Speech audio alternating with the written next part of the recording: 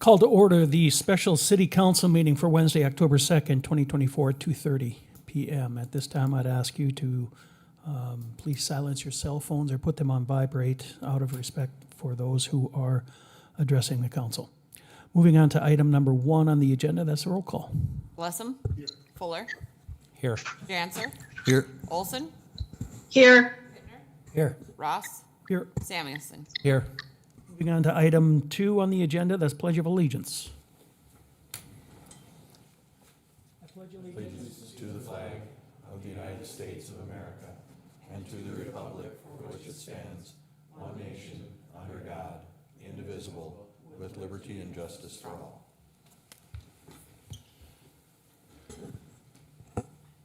Moving on to action item number 3, the MI4 discussion. Just a little background. The previous city council meeting, we directed to have a special meeting with really no action taken. This is just going to be an informal, informational meeting with an action item to come at the October 21st regular city council meeting. So at this time, I would like to turn it over to Jason Sorensen.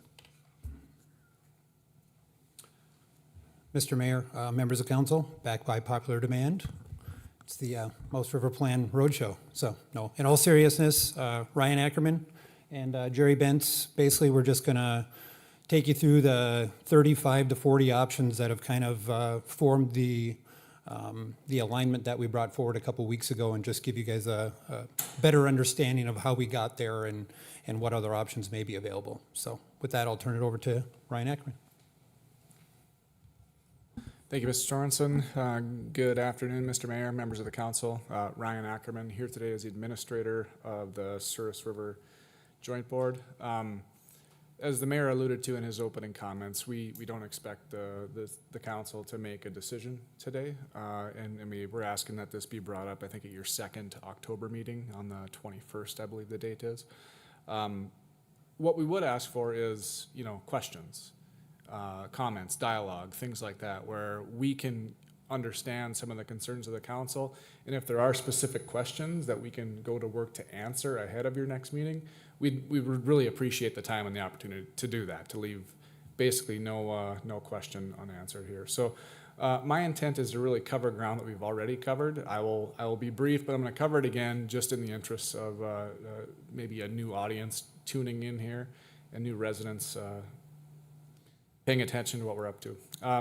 So just what we're going to cover today, I'm going to handle the overview of the project, and then Jerry Bentz is going to really get into the alternatives, constraints, our thoughts on preferred alignment, cover kind of where we've been and where we intend to go with our path forward. And then obviously throughout the process here, we will take your questions. So please feel free to interrupt us at any time if there's something that's on your mind here. So again, from a high level, I'll say let's take the 40,000 foot level here of what we're working on with flood control within the city of Minot.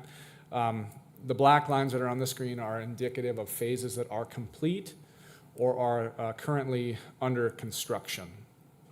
These are a part of what we call Minot Milestone 1, which is primarily focusing on protecting the north and western parts of the valley through Minot. The piece that we're really here talking about today is the connecting link between the east and west ends of Minot Milestone 1, and that's the Maple Diversion. And this piece also has a federal component in it. The Corps of Engineers is our principal funding partner with the Maple Diversion. They're going to bring approximately 65% of the funding necessary to build the project. Ultimately, when the Maple Diversion is done, that will signal the completion of Minot Milestone 1, and that's when we're going to start to see this significant reduction in the regulatory floodplain going through Minot. So to kind of step back here, the blue shading represents the anticipated 100-year floodplain. So it doesn't represent the 2011 floodplain. That's a little bit bigger than what's shown on the screen here. This would basically identify those properties where if there's some sort of a federally backed debt instrument like a mortgage on them, those owners would be required to purchase flood insurance. Okay, so with the completion of that first milestone, that regulatory floodplain transitions from what you see in blue here to what's shown on the screen here. Now, obviously, there are more gaps on the south and eastern sides of town. And that's what these additional milestones are intended to address. So we've been talking a little bit recently about phases MI6 and MI7. These are a part of what we call Minot Milestone 2. That's focusing on the area from downtown through Roosevelt Park, around Eastwood Park, ultimately tying into high ground near the old Cloverdale plant in southeast Minot. So once that second milestone is completed, we'll see this type of a reduction where we pull another 15% of our valley residents from that regulatory floodplain. Ultimately, the third milestone is under development as well. And ultimately when that is completed, that regulatory floodplain is going to shrink once again.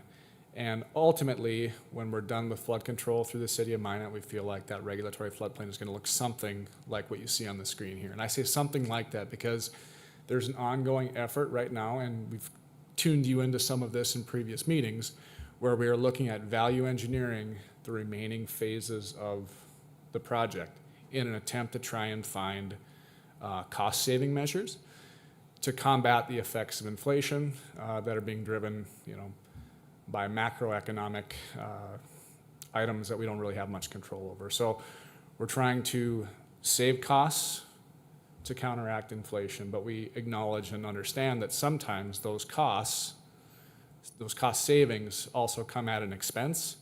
In the conversations that we've been having most recently, maybe a couple of months ago, it was at the expense of additional acquisition, right? So we acknowledge that there's a balance and a trade-off here, but ultimately we're working hard to try and get this thing delivered within the financial resources that have been identified, that we've worked to secure through the legislature and other funding partners. So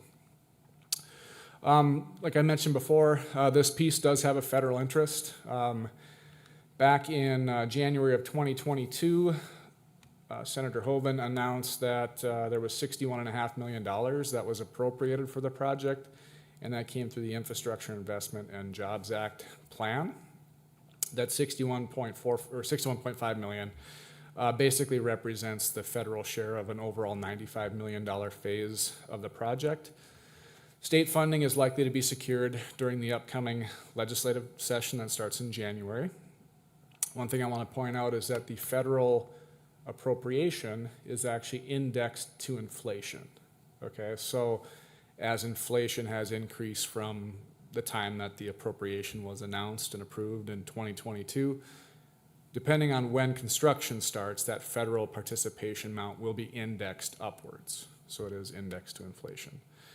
We've talked previously about railroad complications, and that's really what's driving us here today.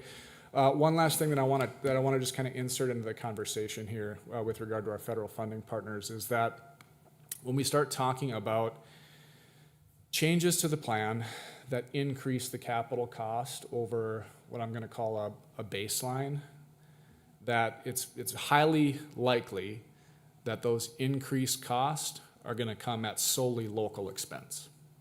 Okay, so we need to insert that into the conversation here to think about that a little bit, because basically the Corps of Engineers is looking at funding the most economically beneficial plan as a whole. And if we deviate from what's most economically beneficial from the federal perspective, we're required to basically come up with any deltas because those are treated as what the Corps calls betterments, right? So just want to insert that into the conversation as we kind of move forward here. And again, why are we here? The 2011 air photo is shown here on this slide. And in particular, we're looking at the area through the old Lincoln School neighborhood that we've identified as a part of the Maple Diversion. The original study was undertaken in 2011 and published in early 2012, and that identified the Maple Diversion as the preferred alignment. Now, the stuff that we're going to show you, and that we have shown you in the past, is a version of this, but there are deviations, right? As this plan was being developed in 2011 and 2012, there was, let's say, limited time for dialogue with groups like railroads. Those dialogues were initiated. I will say I was a part of some of those early conversations with the railroads, but none of the particular concerns that we've heard over the last, let's say 18 months were ever discussed. Okay, so that's really what has necessitated some of the changes in the plan here. Also there was a willingness to have Second Avenue be placed on the wet side or inside the levees of the Maple Diversion, and where we would come in during a flood fight and implement closures on Second Avenue and Sixth Street to be able to kind of seal off those roadway openings. Now there's more of a desire to keep Second Avenue on the dry side of the levee. So that again, changes the dynamics here a little bit. And there's been a few other changes as well that hopefully will be daylighted and highlighted in the conversations as we move forward here. So. And Ryan, do you want to take questions as we go? Because I got just something in particular there. Can you give me a little bit of what's driving wanting to keep Second on the dry side? I mean, to me, it seems like we got bigger fish to fry. We're closing 16th. We got a lot going on already. I just don't know that history in particular. Sure. I think the benefit of putting Second Avenue on the wet side is that we can save some footprint, right? Because we can put Second Avenue kind of down in, not necessarily in the bottom of the diversion, but within the diversion itself, right? We can save some footprint. The downside is a couple things. Number one, the cost of a closure. It's going to be more expensive to put a structural closure in place similar to what we have like at 16th Street by the water treatment plant. Those are more expensive than a traditional levee, right? The additional part is the human intervention that's required to actually close that during a flood threat. One of the concerns that we're trying to address as we kind of go through the final design of the plan is we're trying to minimize closures. Because when the time comes and we need them closed, if the flood is big enough, we need them all closed, right? And we have a limited amount of resources to pull this off. So our desire from a risk management standpoint is to reduce the eliminate closures wherever possible. So in this case, the dialogue was had, and we thought it would be better to place Second Avenue on the dry side of the levee. And maybe with that, I'll turn it over to Jerry. We'll talk a little bit about particulars of the plan, and then walk you through the various alternatives. Sorry, go ahead. Thanks, Ryan. Thanks for having us here this afternoon. I'll try to run through the options. In the interest of time, I'm going to probably focus most of my effort on what I would call the flood control alignments, because I think they're really the portion of our decision that you could probably provide some input on, and I think really the portion of the decision that ultimately impacts the number of acquisitions, which I think is really kind of paramount to what you're interested in. So I would say everything that's in the presentation, I'll start to say everything that's in this presentation was largely in the one we did before, but if you recall at the presentation last time, when we talked about railroad alignments, we had them all stacked and we showed that there was 10 or 12 different alignments. You couldn't see them, we just showed the end product. We're going to unveil some of those options that were behind the scenes.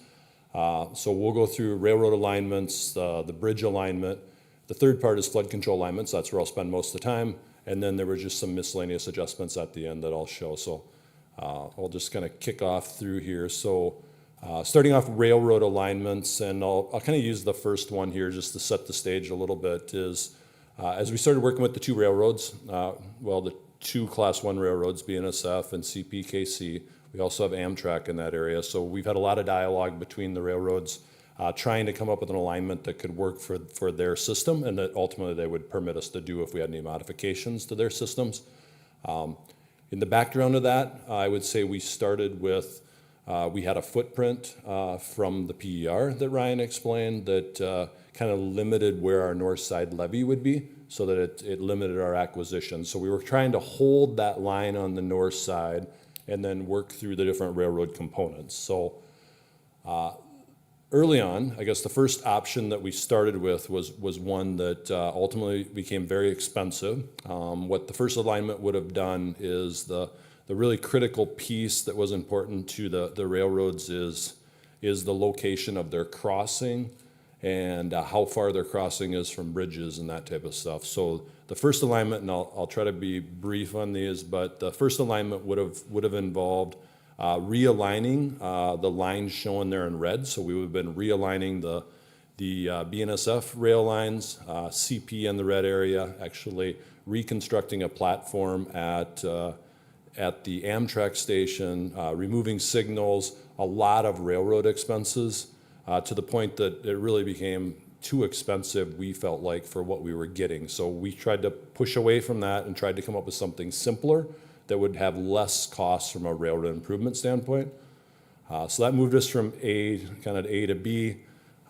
And some of this, I think I'm just trying to set the stage for how large the array of alternatives were we looked at. So the second option to deal with the, to deal with the railroads was to basically take the CPKC line and not have it cross the diversion, and instead have it circle to the south, basically reroute their line around to the south.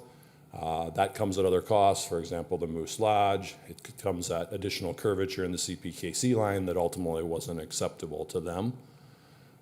From there, we moved on to a concept that instead of having the two rail lines cross at grade, one would actually go up and over on an overpass. That was desirable to one of the railroads, not so desirable to the other one, but by the time it kind of shook out, it just became way too expensive to do what they call a flyover, so that went away. The next option was, instead of having them kind of go up and over, the other line would basically to bring the CPKC line onto the same line as BNSF for a certain period of time and then slowly cross across their tracks. To us, that maybe doesn't seem like a big deal, but if you're the railroads, it's all about time that you're occupying the rail line, because when CP's crossing for a longer period of time, BNSF can't use it, right? So for that reason, that one became unacceptable. We then started looking at things of, okay, well, could we keep the diamond where it is and ultimately look at building the bridge on the to the north of where it is today? If we did that, we looked at different shoe fly alignments there. Some of the distances became constraints from the bridge location to the diamond. Maybe what you'll see here is, as we get through here, they kind of go up and down for the amount of railroad adjustment that happens. So option F, again, really moved the diamond even further to the north with the crossing. The problem with this alignment is, as we moved it further to the north, it was ultimately going to result in additional acquisitions on the north side, so that option was eliminated. G was really kind of a similar kind of thing where we're crossing CP in a different way, just trying to always deal with this whole crossing of the two lines. That too was unacceptable ultimately to both railroads. And then that got us down to maybe another simpler option where we would build a straight bridge just north of where it is today. Some track geometrics kind of killed that option. We then went back to, okay, well, maybe we can bring CP to the south, but do it after the diamond crossing. We end up with some additional acquisitions there and more curvature. Item J was kind of a similar thing.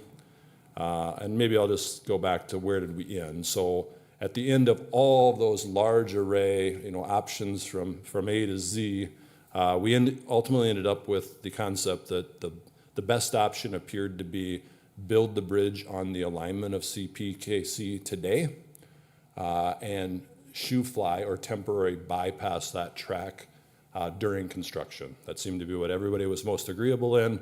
In doing that, at least in early concept, it appeared like we could pull that off without additional acquisitions. Certainly a lot less costly than some of these other crossover options and those types of things. So that's the railroad one. From there, once we knew we were on the alignment, we started looking at kind of really sort of different, small tweaks, I would say, to the bridge alignment. How can we handle elevation changes so that we could get the closure that would be needed on the north side as high as possible? Because from the railroad perspective, downtime is very important to them. So they didn't want to see us installing a flood closure across their tracks any more than absolutely necessary. And the agreement, the memorandum of understanding we signed with CPKC said we would try to keep them operational through a 200-year flood event. So we looked at different alignments to make that to make that happen. You won't see a whole lot of change in these alignments. They're really just dealing with the crossover traffic again between the different two, but again, maybe just trying to point out that there really were options behind the scenes. Where did that land us? It landed us on keeping the bridge on the alignment of CPKC where it is today, but pushing it a little bit further to the west, really to allow trains to come across the crossing diamond, come across there straight before they started curving to go on to the temporary bypass track. So that's where we ended at the end of the bridge alignment. At that point, probably hopeful that everything could still result in either limited or no additional acquisitions. As we then had the railroad alignments sort of nailed down, we started looking at the flood control alignments, and I think this will be certainly maybe a lot more meaningful to you. So within the flood control alignments, again, I'll try to set the stage. It's the same view here largely for all of them. We started with the concept of the bridges I showed, basically then having 2nd Avenue run to the north side, keep it on the dry side as the question was for Ryan, keep that on the north side, build levee between it and the channel because levee's a lot less expensive. Obviously at the expense though of if we do that, the crosshatch properties all become the acquired properties. And in the end, this was kind of our recommended alignment. But I think you'll see in the other options that there are some that are considerably different. So the second option, basically the variation from the first, is to switch to flood wall. So you can see 2nd Avenue remains. I'll maybe just flip back. 2nd Avenue remains, but instead of levee just to the west of 6th Street, if we switch that to flood wall between 6th Street and down to 2nd Avenue, it allows us to pull the newly constructed 2nd Avenue to the south and east. When we pull it to the south and east, our impacts are less to the northwest, so our impacts there drop down to where we're basically 3 parcels being acquired as opposed to 8 parcels being acquired. And I have a little summary at the end on a few of these options that I think will help. So the next concept that was brought up was really to go back to what was in the PER and say, okay, well, what happens if we don't keep 2nd Avenue on the dry side and instead we move it to the wet side? This option lays that out. Moving it to the wet side, we would have a closure where it crosses on our north levee protection, in addition to the closure that's under essentially all the options on 6th Street. If we push it through there with levee, we're at 10 acquisitions. So there's a little variance here when we talk about acquisitions. So like what you would see if you count the parcels there with the cross-hatching is there's 7 parcels in this one, but the far west parcel is actually a condominium association. So there's 4 different owners in that parcel. That's why it looks like it's 7 different parcels, but actually 10 acquisitions. So by moving, maybe the important part there, just flipping back to the earlier question, was having the road on the dry side versus having the road on the wet side. We think we could save 1 parcel by doing that, 1 parcel of acquisition. Probably the downside, as you can see, is there are some transportation impacts there.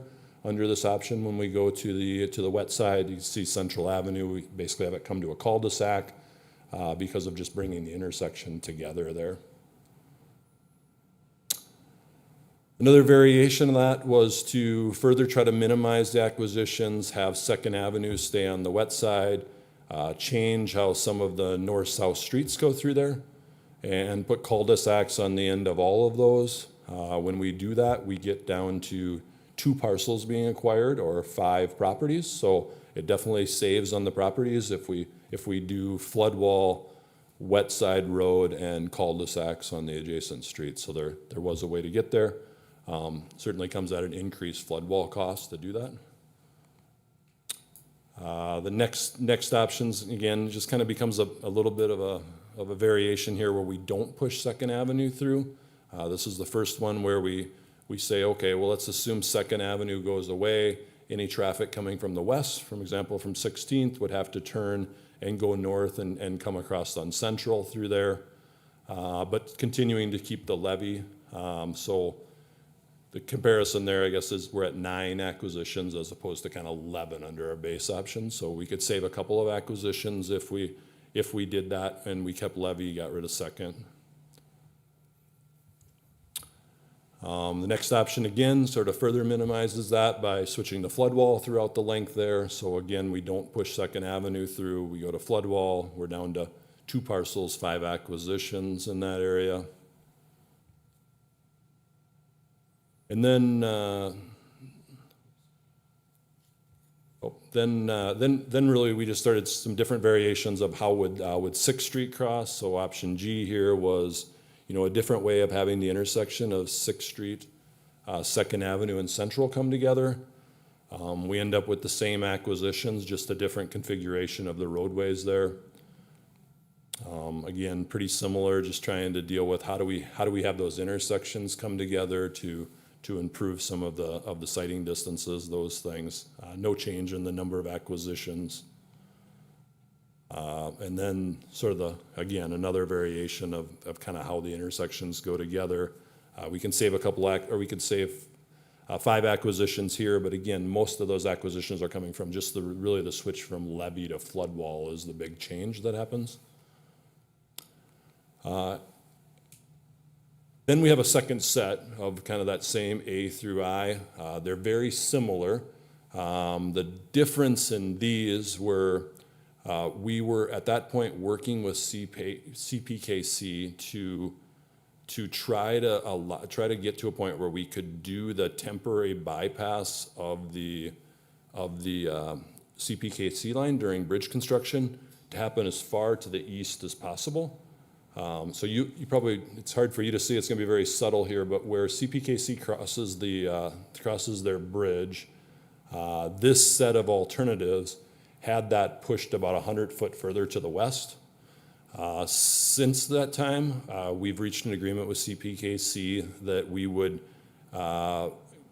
compensate them for changing that bridge from being what they call an open deck bridge, which is really the bridge beams, wood stringers on top with their rail line right on top of that, to being a ballast deck bridge, which is largely, you'd have the beams and then kind of a tub that they would fill with rock ballast, and their rail would be on that. The advantage of switching to that is you can then allow some curvature to happen on top of that bridge, where if it's a fixed structure on top of the bridge, you can't do that. Why do you care about that? You care about that because making that change at the bridge allowed us to keep that or start that curvature sooner, which then allows the northwest levee to be further to the southeast. So if you look at the map here, this is what we call E22A. We had an E21A that had 11 property acquisitions. If you look at the one here, we have 3, 4, 5, 6, 7, 8, 9, 10, 11, 12. We have 13 under this one. So we save a couple of acquisitions by making that bridge adjustment. So I won't go through all these in detail, but they just basically step through the same thing. At the end of this phase, where we landed on the first option we had pointed out, which was keep 2nd Avenue on the north side, levee on the north side, 11 additional acquisitions, change out the bridge at 6th Street so that we can start things to the east as far as we can. And again, maybe I'll add us a slide at the end that compares some costs that I think will be helpful. So that's sort of where we ended, sort of what I would call the third phase of our alternative evaluation. So we were done looking at flood control alignments.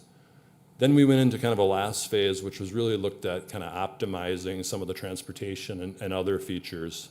I'll show you a little bit about these adjustments.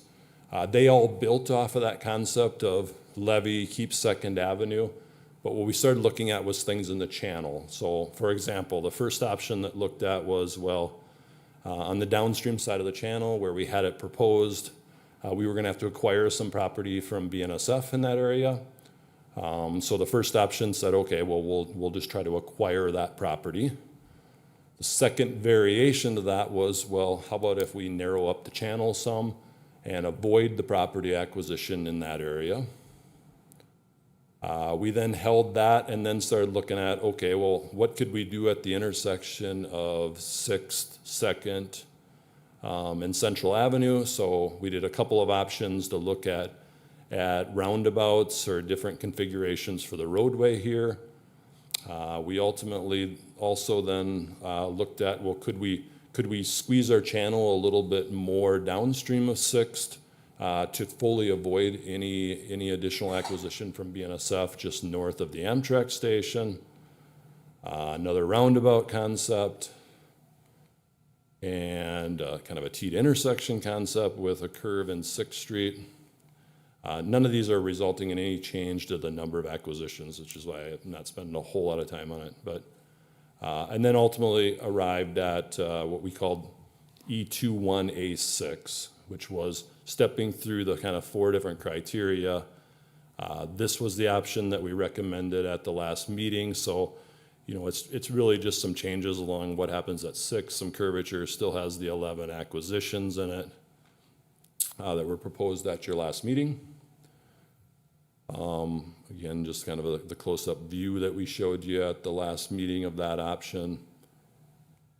And then maybe a couple of slides that I hope will get at some questions that are maybe in your mind. So of all the options that we showed you, certainly probably too many to fully understand. You know, what could we do different if your goal was to save acquisitions? And there clearly are, but they come at some costs, right? So we compared the base option to 3 others. The 3 others that we compared to were basically, the first one was get rid of the levee to the west of 6th Street, switch that to a flood wall.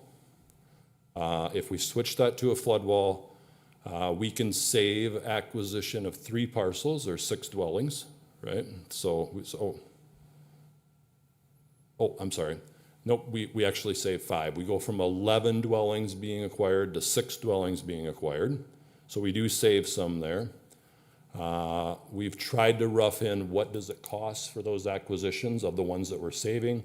We think it's about $1.5 million in saved acquisition cost.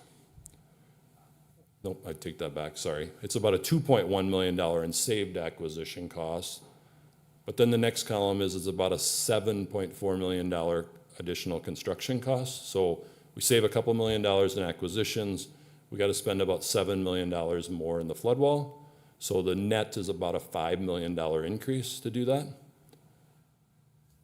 Second option that we brought some costs in detail for was, well, what happens if we just get rid of 2nd Avenue? How does that cost compare? So we continue to use a levee through that area, but we get rid of 2nd Avenue. If we do that, our dwellings that we acquire go from 11 down to 9, so we save a couple of acquisitions, which reduces our project cost by about $1 million in acquisition cost. Getting rid of 2nd Avenue also is some savings. So this option ends up being about $1.4 million cheaper than what we're proposed, but it comes at the loss of connectivity for 2nd Avenue. And then the third one we compared, trying to pick ones that we felt like might be of interest to you, was, you know, how about if we do both, right? If we switch to flood wall and we get rid of 2nd Avenue, basically an option that preserves as many additional properties as possible. So if we switch to flood wall there, we get rid of 2nd Avenue, our dwellings that we acquire would go from 11 down to 5. That would save us about $2.5 million in acquisition cost.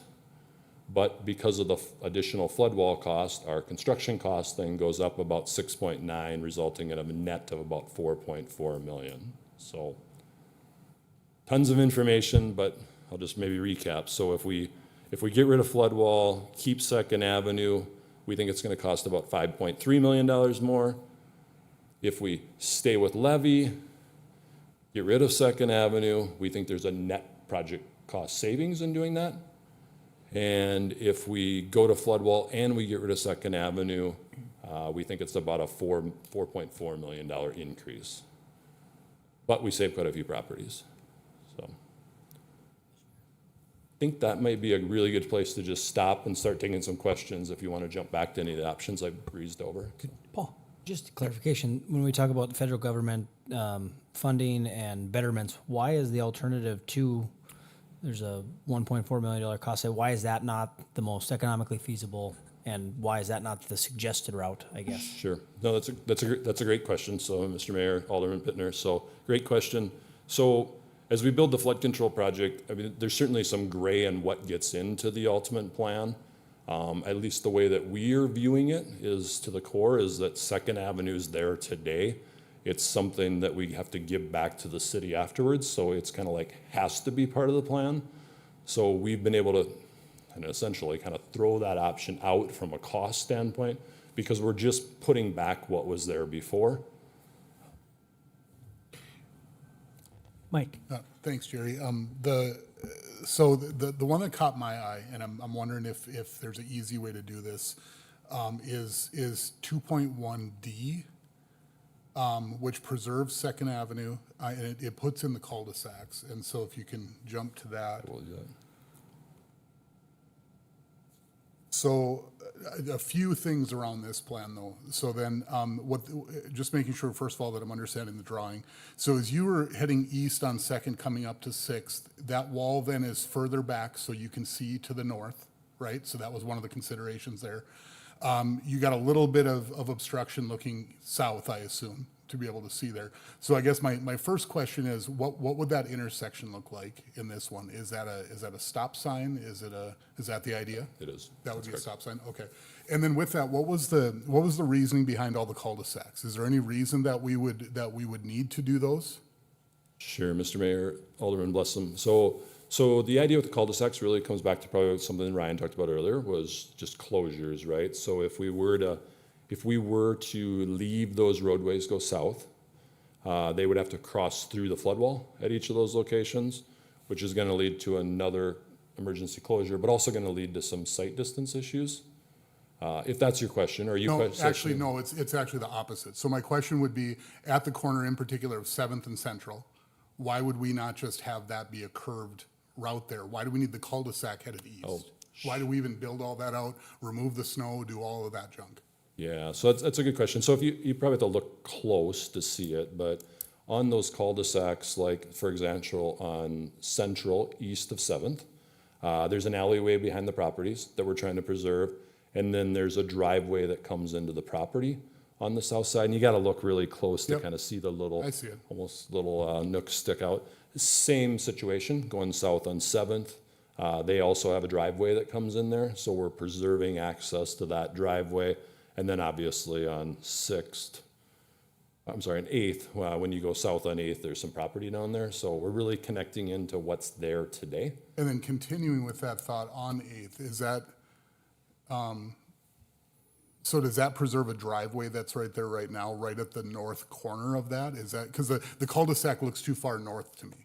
It feels like it should be further south, but maybe it does. connects. Yeah, I think what you're asking about is the last property, Yep. west side of the road on 8th. Yep. Yeah, this gets their driveway, which is just on the north side of their property. So their driveway would come off just before the cul-de-sac. There would be a cul-de-sac in front of their property and go back to the north. Okay. And so as I said, Jerry, this is the one that caught my eye, mainly because it preserved as many properties as we could. And so what, while still really giving us everything else that we were looking for, preserve Second, all those things.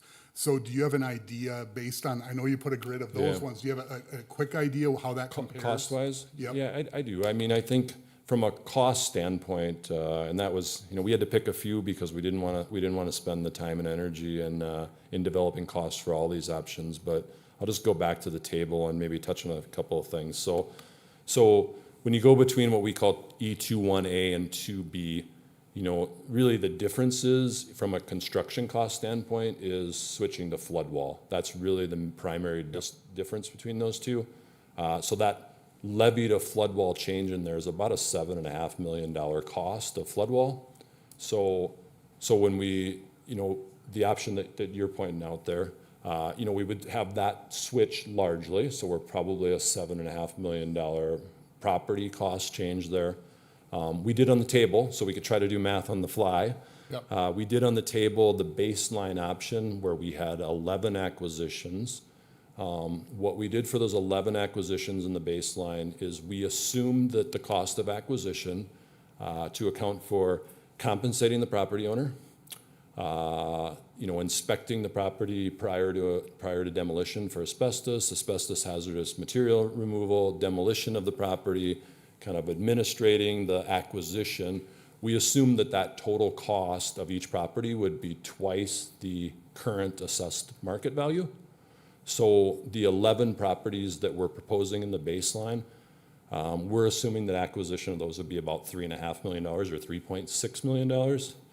So in the option that you're pointing out, we would still have a couple of those. We'd be far less than the 11. Maybe we're down to 2 of them there. And if I could just jump in there, Jerry, what I think the way that because I read that one really closely, I think it's really close to B, but I think there's, instead of 6 new, I think it's 5 new.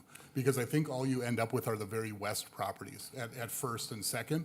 And so that to me, there's a little interchange there. And so I guess my point with it is that it may be very close to 2-1B, right? To the one you laid out. Sure. If anything, we might be slightly better. That doesn't mean it's the right configuration, but dollars wise. I think I think we're talking the same thing. As I would think that the net cost increase, if we went to D, like you're suggesting, would be less than the 5.3 that we're showing, because we would save some money in acquisitions, but we would largely spend the money on flood wall. So it's going to be less than the 5.3. That's for sure. It's definitely going to be a cost savings over what we have. Okay. And so I guess really just for my colleagues, just so you understand my thought process here, to me, I'm trying to put bookends on where we're at, right? I think the engineering alternative that you guys have brought forward, which I think should be our first thought process because we think that's the best design, coupled with what's the best way to preserve property as much as we can. I think in my mind, we're giving up the 2 west properties just about no matter what we do. The ones at First and Second Avenue, and getting those property owners an answer soon is great. I think that's a good thing. I think where our discussion really comes in then is where do we want to end up? Because I think that's our bookends. I think that's really the whole reason I wanted to have this conversation was to make sure that we understood that. And really what it's coming down to then is it's about, in terms of dollars, about 5 million. But just to clarify, your guys' thoughts are that would all be new local, correct? Because we are deviating from what the core agreement is right now. So it would all be local, you're thinking, Ryan? Yeah, and just to add some additional context here to the Maple Diversion as a whole, our local share of that is 35% of 35%, which is it 12-ish? Public math is awesome. A little less than 12. Okay, so yeah, 12 and a quarter. 12.25%. So on this particular phase of the project, our local share is relatively low as compared to the rest that are currently 35%, right? So we've got less local share in this game here. But you're catching on to the point though here of if we go to an alternative that is more expensive than the preferred federal plan, then we're gonna have to fund that all locally, right? So our cost share percentage, maybe it increases from, let's say, $12 million to $17 million on this overall phase. Rough numbers. Rob? One quick thing, guys. I thank you guys for doing this, but one of the things on the table that I didn't see was on the last presentation we had, after the acquisition cost of 3.6 million, there was relocation and buy down of basically rates for mortgagees as they move to these new homes that isn't listed on this. Is that correct? I'm not seeing that on this. Or are we saying that's part of the 3.6 million? I think what we're saying is that that's part of the 3.6.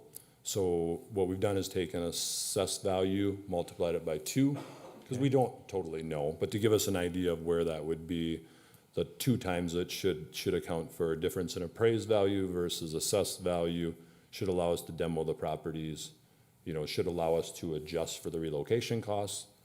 That's our hope, and it's honestly, it's our hope. Well, I mean, at 3.6 million, basically, that means we're valuing each house at $327,000 roughly. And so, are you saying they're assessing for about half that value down there, those homes are? Correct, yeah. Okay, So we pulled the assessed values for the 11 properties, and we just took that number times 2. So I think the 11, it was like 1.75 or something, if I remember correctly, so. okay, all right, thank you. Yep. Any other questions? Mr. Mayor? Yes, Lisa. Thank you. So this is a question certainly for the engineers, but is there a lifespan difference between a levee and a flood wall? Sure, Mr. Mayor, Alderman Olson. So in both cases, I would say from a life expectancy, in both cases, we're assuming 75 years, I believe is what the Corps uses for those. From a practical sense, I mean, a levee largely lasts forever, right? As long as you maintain it, right? As long as you continue to spray it so you don't have trees on it, those types of things. At some point down the road, probably long after all of us, you know, there would need to be some level of reconstruction of a flood wall. But we're talking 75 years plus, I would certainly say. Thank you. And then just one follow-up on that. Is there a maintenance cost difference between the levee and the flood wall? I might phone a friend on that one. Alderman Olson, essentially a flood wall doesn't require a lot of maintenance. You know, we have to do structural inspections every so often, but it doesn't require regular upkeep like mowing and things of that nature. Thank you. Mike? Jerry, could you, just to clarify one other thing between the plans you and I were going back and forth on, between B and D, one puts the Second Avenue inside, one's wet, one's dry, is that right? That is correct. And I'm so just gonna show- back to what Ryan was getting at, is it your guys' take that it is definitely advantageous to be on the dry side? We think it is. Okay. So in the D option, which is up here, and you're correct. So the D option puts it on the wet side, so we end up with one additional closure that would have to be installed there. We also end up with a roadway that's going to be subject to inundation periodically. In the B option, maybe, I think I lost my ability to go back to B. Maybe we can get some help from the AV folks. There it went. So on the B option, as you're observing, the roadway would be on the north side, so that closure goes away. The road's never subject to flooding, so, I mean, we do think there's some advantage there just from a future maintenance standpoint. And one other quick thing on that one, on B, that on what would be 8th, I guess, that southmost property on 8th, that gets added in on this one versus, my assumption there is that the main problem with that property is that, number one, it goes across it, the road does. But number two, you can't even do something to help that because you really don't have access to it. I mean, that property needs to go no matter what in this design. Okay. You good, Mike? Yep. Any other questions? Seeing none. Any final comments, thoughts? And just to mention, you know, Jerry touched just a little bit on maintenance, and that's certainly where I look. You know, this is something that's going to be delivered to us for a lifetime of maintenance. So, you know, the diversion channel, and Jerry could probably correct me if I'm wrong, but I think the diversion channel goes into effect that flows about 3,000 CFS. So that inundation may not be super frequent, but I've definitely, you know, I've worked for the city for 19 years. I've definitely seen 3,000 CFS, you know, probably between 6 and 10 times in the last 19 years. Maybe not quite that, probably around 6, somewhere in that neighborhood. So, you know, so that's a roadway that's now flooded in the channel for a period of time, and then there will be require cleanup and things of that nature from river debris and things of that nature. So just always looking at that ongoing maintenance component. That's, you know, something that we've talked about in previous budgets for the city and how we start planning for that maintenance budget and all those activities, so. Mike? One other quick thing, if I could, and this maybe for Ryan overall, but the question I've got is, I think you made a comment when we were looking at this in the regular council meeting a couple times ago, that this effort we're doing right now isn't impacting the project right now. And I just want to make sure that we're clear with that with the public, because to me, this due diligence that we're doing right now is extremely important. We've got property owners, we've got some of them here that need to hear from us that we care, right? So to me, this was important, but I just wanted you, if you're willing, to reiterate that we're not impacting what the flood zones are going to look like, what the flood insurance rates are going to look like. That timing is all still okay. No, Mr. Mayor and Alderman Blessum, I would echo everything that you've stated here. The deliberation process by our public decision makers is as or more important than us churning numbers behind the scenes. This is a really important part of that process, and we acknowledge that this is not an easy decision for you guys to make. So we're asking you to deliberate on it, think about it. If you have additional questions, I think Alderman Blessum, I think we owe you additional information on E2.1.D and how that compares to the whole, so that we're not kind of shooting from the hip here a little bit with regard to numbers. I think we can pull that information together and get that to you guys. But if there are other, questions that council members have that are still outstanding, we are here to answer them, and there doesn't need to be I'm gonna call it an arbitrary, deadline saying, well, we have to make a decision by October 21st or we're not gonna hit construction in 26. That deadline is not that close to us, is what I'm saying. So we have time to deliberate this, and you guys have time to consider all the information we've laid out in front of you. We're not forcing you to make a rash decision. Yep. And I appreciate that. And one of the things that's important for me to help people understand, at least from my perspective, not speaking for the rest, but this is a decision for me among options. It's not are we going to leave this part of the project out? Because I think there's some things being said around the community right now that, there may be some question about whether we should continue here. I am fully committed to that. I just think we want to make the right decision that balances, the public costs. I think the social costs is the way you referred to it before, with the real dollars costs that's going along with this. And we know both are immense. And so that's where I'm at. I just want to kind of publicly say that's where we're headed, at least from my perspective. Harold? Just a quick follow-up question for Mr. Sorensen, talking on the difference between wet side and dry side. So you talked about some of the potential impacts to the road if it was left on the wet side with 3,000 FCF or CFS. Do we begin to see any degradation of the road surface itself or the foundation of the road at 3,000 CFS if it's left on the white side? I know you talked about cleaning up debris and those kinds of things, but do we see any need of structural integrity issues that the road may need to be replaced more quickly if it's left on the wet side? Generally speaking, and this is, I'm probably stealing Lance's thunder, you'd probably love to do a presentation on what is pavement right now, but generally speaking, saturating the subgrade of your road base is not a good idea.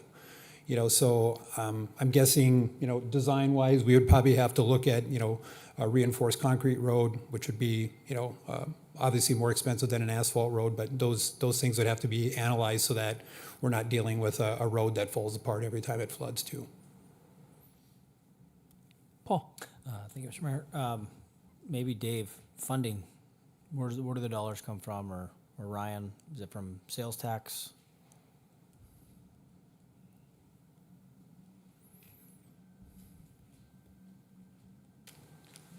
Mr. Mayor, Alderman Pittner, it's going to come through the same funding as the remainder of the project. This is a little bit unique in this section is it has a federal interest. So there's some federal dollars that will take up a portion of that, and the remainder of it will come through a combination of state water commission funds and sales tax dollars. And maybe more specifically, if what we classify as betterments come into play, those betterments, do those come from the same funding source as far as the local share, or is that for us to find? Mr. Mayor, Alderman Pittner, I would say at this point, the sales tax funds for flood control is our funding source. Mike? And Dave, kind of along the same lines, headed there, so in 2026, I believe we have $6 million in the acquisition fund. Is that already anticipating these acquisitions? Is that what that was focused on? Mr. Mayor, Alderman Blessum, that's a little bit of a moving target. It's kind of a best guess when we develop the budget, because some of these acquisitions move along much at a quicker pace than others. So it's kind of an estimate on what we think we would acquire in that time period. So I'm not positive off the top of my head if these particular acquisitions are included in that budget number or not. If I continue on that, so just, the point of it is that it's not, we don't have a list of properties that's used to develop the budget. It's anticipating generally what we think might be coming. And so it's not as simple as saying, oh, cut it in half because we cut half of the acquisitions. It's a general number. Is that correct? Yeah, Mr. Mayor, Alderman Blessum, you're exactly right. We have a master list of properties, so we have an estimate that we think we need globally in acquisitions. And then we look back and we say, okay, in the next year, we think this is how far we're going to make it, and which properties we actually need to happen or need to acquire in that time period. Well, some of them will make an offer, we can reach an agreement with the property owner, and they move very quickly. Others, we have to go through the eminent domain process, and sometimes maybe we have to go to court or mediation, some other longer drawn-out process to acquire those. So we generally know the area of the right-of-way that we have to acquire in a short period of time. We just don't know exactly when it's going to happen. So it's a little bit of a moving target in that respect. Mr. Mayor, as long as I'm up here, I just wanted to touch on one other thing that I heard in the conversation when we were talking about the acquisition costs. And I know that they put a multiplier on that. There's a little bit more that comes into play when we look at the acquisitions, not just the value of the properties, because we have the relocation costs and other things, the other benefits that come with that too, as well as potentially eminent domain costs to acquire that property. So again, it's a moving target. So at some point we have to put an estimate on it, and we pick a number, and we may come in better than that, or we may be looking for additional funds too. Ryan, did you have anything to add? Yeah, I just wanted to maybe reinforce one aspect of what Mr. Lakefield mentioned. He alluded to the fact that the individual properties are not identified for acquisition within the city budget. I don't want that to be misinterpreted to mean that once the decision is made to acquire property, that those property owners are going to have to wait until another budget cycle comes around before the city would be able to close. Those funds are available. The funds that are budgeted are done from a programmatic level and not an individual property level. So I just want to reinforce that once the decision is made, the funding is available to close on properties for people that are willing to sell, so. Thank you for the clarification. Any further discussion from the council? Anything else, Lisa? Yeah, thank you, Mr. Mayor. One other question, and I'm not sure if there's an answer available today, but this would be some information I would be looking for. We're certainly trying to be aware and empathetic to the social impact that we have here. Is there going to be any kind of insurance difference for those who remain? If their property is not bought out, but they have the river in the backyard, is there anyone that could answer that question on whether or not it will almost be better for them to be bought out instead of paying higher insurance rates? Mr. Mayor, Alderman Olson, I think at the end, at the end of the project, all of the parcels that remain will be protected and they will be out of the regulatory floodplain. So the mandatory purchase requirement associated with flood insurance would not be there for the properties that remain. Does that answer your question, Lisa? Yes, it does. Thank you. Okay. Thank you. Scott? So I just have a question on the page where you showed the difference, like in the pricing on it. In our packet, ours shows different numbers, and it doesn't have all the line items. Is it possible to get that? Absolutely. Mr. Mayor, Alderman Samuelson, we can get that to you. We actually pulled that together this morning, so Okay. I suppose your packet has our simpler table. Most of what's in there is similar. You would see the savings and acquisition that's not multiplied by 2.